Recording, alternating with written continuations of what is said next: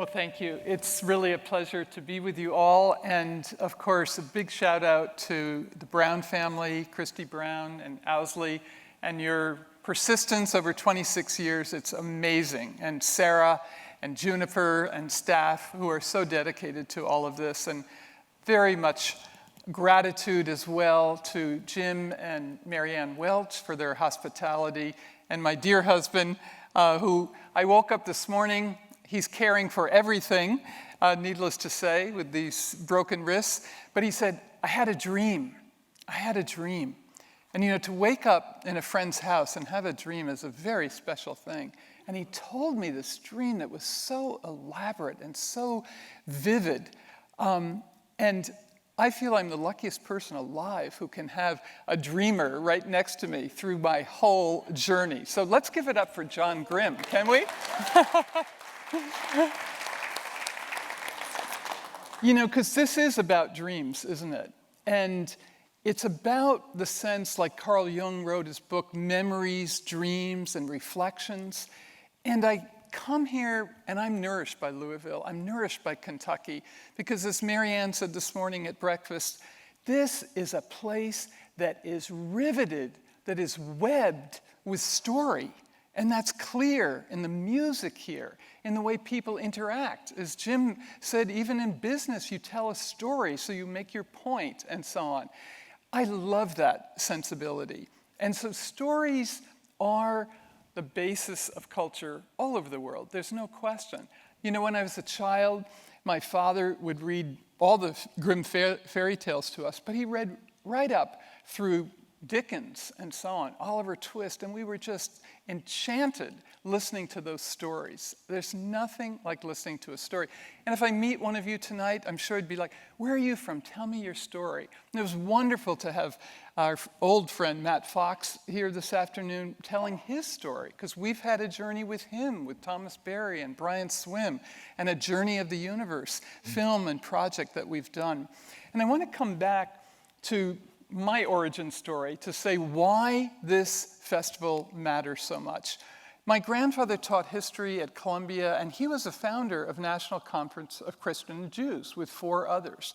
And this sense of interreligious dialogue is part of our DNA and part of that whole Columbia area for decades. But as well, when I went to college in Washington, D.C., in the late 60s, where Nancy Pelosi went as well, I was passionate to go there because of civil rights. And I didn't want to go to a Northern Eastern women's college and so on. But the civil rights movement, the anti-Vietnam movement that Richie and were all part of that era, made such a difference. And I want to say why we got involved in telling the stories of world religions through the lens of the environment was because in those days, we had this notion, separate but equal, everything's going to be fine, educational systems, restaurants, bathrooms, swimming pools, separate but equal, fine. When the religious leaders got on board and said that wasn't fine, and Martin Luther King and the rhetoric and the power and John Lewis and Rosa Parks, and we can go on, that moral force changed the face of this country. And it is still obviously deeply needed, but it's the moral force that's needed for our environment as well. Because if we don't bring that to bear, we're not going to make it through this hourglass of extinction that we're living through, of pollution, of climate change. These are the 3 huge problems that the UN has identified for the environment. But let me back up and say, we need new stories, as this whole conference is dealing with. Thomas Berry said this in 1978. He said, we need a new story of evolution, which I'll come back to in a minute. But the way I see it now, we need a new story in education. Again, Matt Fox has been doing that forever. We need a new story of economics. We need a new political story. We need a new ecological story and an evolutionary story. Now, that's a lot. But if we come back to where should we begin in this country, in this city, in this amazing state, our basic dream that has driven America for so long is the American dream. the American dream. This is why people come here, right? But it has become distorted to say more and more materialism, things, stuff. That's what the American dream has degenerated into. So it's a distorted, maladaptive dream that we need to rethink. And the other huge dream that has also unfortunately become distorted, that is the Enlightenment period in Europe. Life, liberty, the pursuit of happiness. Life, liberty, pursuit of happiness. Fantastic. It goes into our Declaration of Independence. We celebrate July 4th. Life, is it only about humans? Is it not about all these incredible ecosystems, the Ohio River, the amazing species, the birds in this area, the trees, the forests? Life is an interdependent, dynamic system. We've got to spread that notion of what is life, what are we dedicating ourselves to? Liberty. Liberty. Fantastic idea of the Enlightenment period and overthrowing regimes in Europe of totalitarianism and so on, which we're still facing. But when liberty becomes freedom of the individual for the individual with no sense of a common good, with no sense of a larger purpose, and especially with no sense of equity, that is a distortion.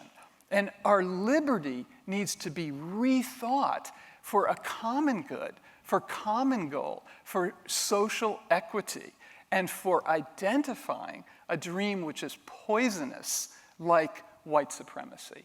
A poisonous dream of hyper-individualism that goes in that direction.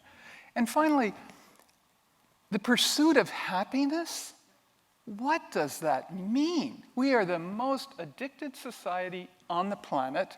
We are the most alienated. Our students at Yale and elsewhere are suffering from eco-anxiety, climate grief. They cannot attend to the mental health issues of our next generation, which breaks my heart. I am sleepless about the state of our society, our world, our planet. I know we all are. And when, again, Matt said, we are all grieving. We are grieving. So let me just say in a conclusion, I want to say that grieving will have new life. That sadness will have new joy. That sense of dismemberment will have empowerment.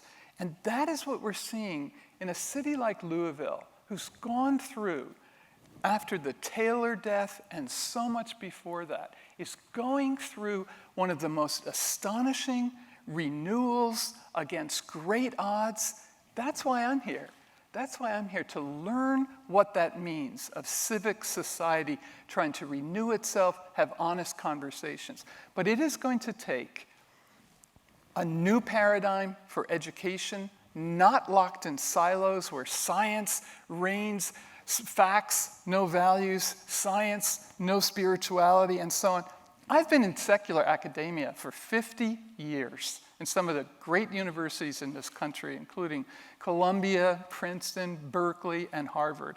And I can tell you that split, as we were speaking about earlier, that split is one of the most deleterious aspects of health, of human health, of well-being, of ecosystem health. We've got to weave this back together, because that moral energy for change is what we need. A new economic system, a new story of progress, economic progress with no limits, that is a maladapted story. We are now changing to circular economics, ecological economics. Herman Daly just died last week, one of the great economists talking about a steady state economy. We have got to rethink this overshoot that we're in with a new economic sensibility. Brown-Forman, as Jim was saying, is thinking about what's the water, what's the oak, what are the systems that are going into this company, but also what is the ecological footprint, and so on. So companies are doing this, and a big shout out has to be made in that regard. And finally, ecology is not just about measuring ecosystem services for the human. What does a forest give to a human? What does a river give to a human? What species are useful for humans? We have got to return to the origins of ecology, which is in holism, which is in a sense of the intrinsic value of nature. Beauty will guide us. That is the point of the extraordinary dimensions of ecology as holism. And finally, I hope you'll have a chance at some point to see this Journey of the Universe film that came out of thousands of scientists weighing in on how we tell our story in a way that it's not just a random, purposeless universe in which we dwell and have our beings and raise our family and have our struggles. This is the largest story that we can have our being for change within. Carl Anthony, one of the great African-American leaders in the Bay Area, said this story made such a difference in his life because it's something that can bring us together as people for a planet that will flourish in communities despite the odds in which we are dealing. So I invite us to rethink the paradigms of education, of economy, of ecology, and of evolution itself in these new stories. Thank you so much. Thank you for your work.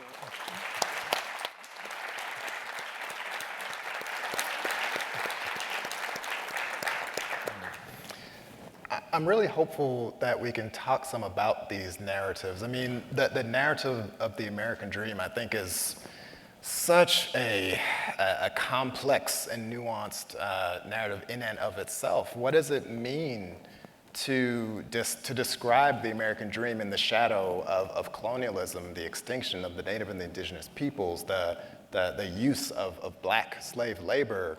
What is capitalism without anti-black racism and without the ways in which the United States, in such a very unique way, utilized chattel slavery to build economic wealth and capital? And so I'm just really, I think all of these narratives are interconnected. And I also wonder in what ways it speaks to inevitability. But I would really like to hear some responses. Richie, Daniel, just kind of as you hear Mary Evelyn, what's coming to mind for you? I have a question for Mary Evelyn. I love what you said, and I really want to believe it. But I'm wondering, how do you get a story to stick? How do you spread it? How does it become dominant? And does it lead to action? Do you have an example? Well, I'm going to speak about our project, Journey of the Universe, which took 10 years, involved many disciplines and so on. It was on PBS for 3 years. It's on Amazon now. We've showed it in many parts of the world. 77,000 people watched it in China in our last event before COVID. But we also did a series of interviews with scientists who are telling this story so that we understand the awe, wonder, and beauty. My point here is awe, wonder, and beauty can drive the action, because the other 10 interviews are with African Americans saying why this has made a difference, Native Americans saying why it's made a difference, John's specialty is Native American studies, people in the arts and so on, why it's made a difference. I had Devin, who's right here, working at the bookstore, saying how this has inspired him as a young person. We have students all the time saying, this has saved me from despair, from addiction, and so on, that we belong to something larger. I'm not saying it's perfect. I think your question is absolutely essential. But we like to think of eco-spirituality, awe, wonder, beauty, leading to eco-justice. And that is something that seems to have resonance for people.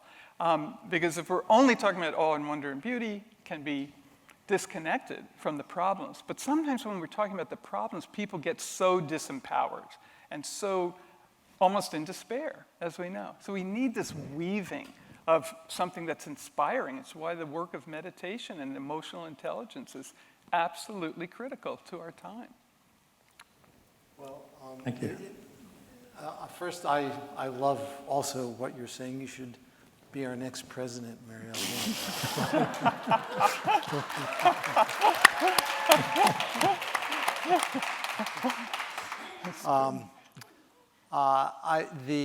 And I also particularly appreciate what you're saying about awe and wonder and beauty.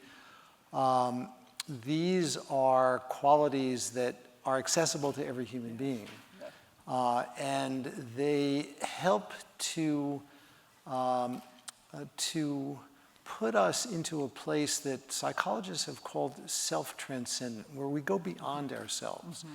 And in order for us to focus on the greater good and to decrease the pernicious influence of individualism and excessive focus on the self, we really will benefit from opportunities to experience awe and wonder and beauty. This is, by the way, why being in nature is actually deeply beneficial for the human brain and body. And it actually doesn't take much. 10 minutes of being in nature completely changes the default mode of your brain. And this is based on modern neuroscientific evidence. And it's this elicitation of these qualities of awe and wonder and beauty. There is one other thing that I'd like to say, and it's, I think relevant to Dan's question, and that is one of the insights that we glean from modern neuroscience is this distinction between two fundamentally different kinds of learning. One is declarative learning, which is conceptual. It's learning about things. The other we call procedural learning. Procedural learning is acquired through practice. It's skill-based. And we know that it's instantiated in totally different brain systems than declarative learning. And just to give one example, which will make it obvious, you can learn the value of honesty, but we all know that will not necessarily make you a more honest person. Mm-hmm. You can learn the value of interdependence, but it will not necessarily have you embody that quality so that your behavior will actually change. The academy in this country privileges declarative learning almost to the point of exclusion of procedural learning. That needs to change. Yeah, absolutely. And thank you, that was great. And I just want to say, again, Journey of the Universe is one way of telling our evolutionary story. It hasn't been told yet. It's going to be told through lots of lenses in the arts. There's an oratorio already. There's lots of music already around this. There's poems and dance and so on. But I want to just say an example of this embodied learning. Belvie Rooks took a project into Watts after an explosion in that area, and she did a project called From the Streets to the Stars, having inner city children tell their story of the migrations from the South up to LA and so on. All summer long, they told these stories. They worked on it. IBM donated the material, the technology. And at the end of the summer, they had this incredible celebration where their families came together, the family pictures. From the streets to the stars, they oriented themselves to something large. And one other example of that, Barbara Holmes has a book called Race and Cosmos. And she tells a story of young children in, I believe it's in Nashville, and they were taken up to the telescope to look at the stars at night. And one young middle school child turns to his teacher and he says, "This is the most beautiful thing I have ever seen. And when I wake up in the car where my family lives without a home, I will always remember this because it will be a source of inspiration." You see, we don't know what's going to inspire hope and possibility. So I just offer those examples of the embodied learning.